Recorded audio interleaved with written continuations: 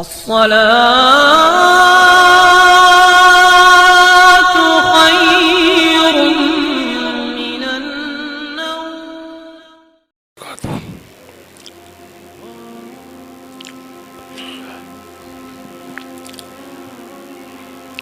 اعوذ باللہ من الشیطان الرجیم. بسم اللہ الرحمن الرحیم.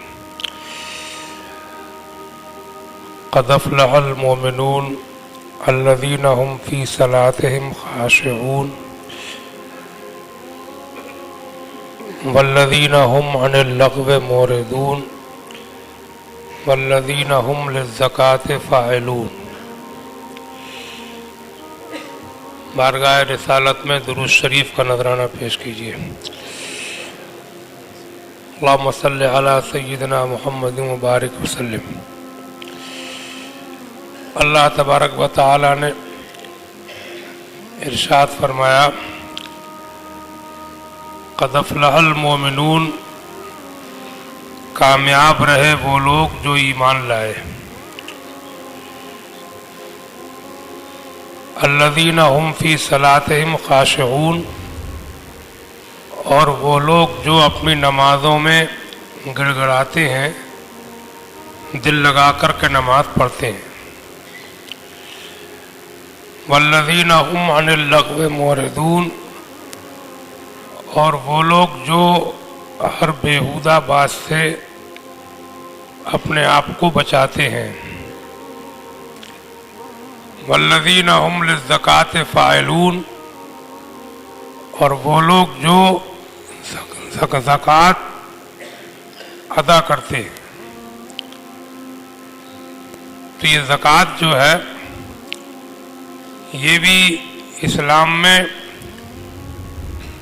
ان 5 بنیادوں میں ہے، ان 5 چیزوں میں ہے کہ جن کو اللہ نے، اس کے رسول نے دین کی بنیادیں فرمایا اور زکوٰۃ کو بھی انہی میں شمار فرمایا. یعنی اسلام کے ضروری کاموں میں ہے، فرائض میں ہے زکوٰۃ نکالنا. ایک جگہ ایک مولانا صاحب نے شمار کر کے ایک کتاب میں لکھا ہے کہ قرآن کے اندر 32 جگہ نماز کے ساتھ زکوٰۃ کا ذکر ہے. اس کی اتنی اہمیت ہے. ایک حدیث شریف میں ہے، حضور صلی اللہ علیہ وسلم نے فرمایا کہ جو لوگ اپنے مال کی زکوٰۃ نہیں نکالتے، مال جمع کر کے رکھتے ہیں، ان کا وہ مال قیامت کے دن گنجے سانپ کی شکل میں بنا دیا جائے گا، اور وہ نہایت زہریلا گنجا سانپ اس کے نتنوں میں اپنے پھن داخل کرے گا، ڈسے گا اور کہے گا کہ میں تیرا وہ مال ہوں جس کو تو جمع کر کے رکھتا تھا اور زکوٰۃ نہیں نکالتا تھا. اس کے علاوہ بھی بے شمار حدیثیں زکوٰۃ کی تاکید میں آئی ہیں، اور جب سے اسلام آیا ہے تب سے لے کر کے آج تک مسلمانوں میں اللہ سے ڈرنے والے سبھی مسلمان زکوٰۃ نکالتے چلے آئے. زکوٰۃ کا نظام ایک ایسا خوبصورت نظام ہے کہ اس کے ذریعے سے غریبوں کی پریشانی بھی دور ہوتی ہے، بلکہ میں سمجھتا ہوں کہ تمام امیر لوگ، بڑے لوگ، صاحب نصاب لوگ اپنی زکوٰۃ ادا کر دیں تو دنیا سے غریبی ہی مٹ جائے گی. اتنا خوبصورت نظام ہے. اور مزے کی بات یہ ہے کہ اگر مالدار لوگ زکوٰۃ نکال لیں تو غریبوں کی غریبی دور ہوگی، اور وہ مالدار بھی غریب نہیں بنیں گے. ایسا نہیں ہے کہ وہ زکوٰۃ نکالنے کے بعد، کیونکہ زکوٰۃ کا جو معیار رکھا گیا ہے وہ یہ نہیں رکھا گیا ہے کہ اپنا سب مال دے دیں. آپ اچھی طرح جانتے ہیں کہ 2.5%، 1 لاکھ میں 2,500، 1 کروڑ میں 2.5 لاکھ، تو 1 کروڑ روپے اللہ نے جس کو دیے ہیں وہ اس میں سے 1 سال میں 1 مرتبہ اگر 2.5 لاکھ روپے نکالے گا زکوٰۃ کے طور پر، اس سے وہ غریب نہیں ہو جائے گا، کوئی غریب نہیں ہوگا، سال میں صرف 1 مرتبہ۔